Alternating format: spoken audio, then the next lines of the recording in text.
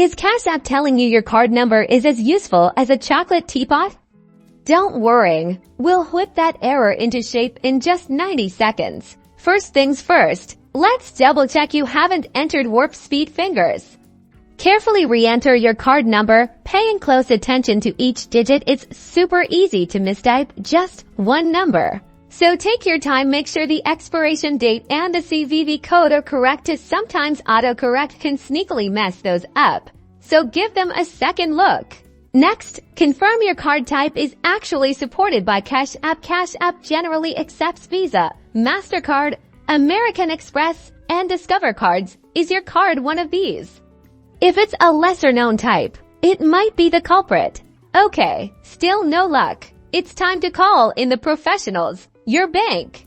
Sometimes, banks put temporary blocks on cards due to suspicious activity or security concerns.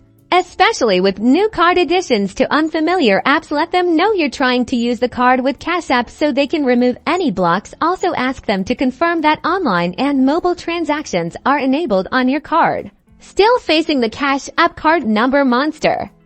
Then log into your Cash App account, navigate to your profile settings. Go to linked banks and cards, remove the card you are having issues with, then read the card to see if that clears the error.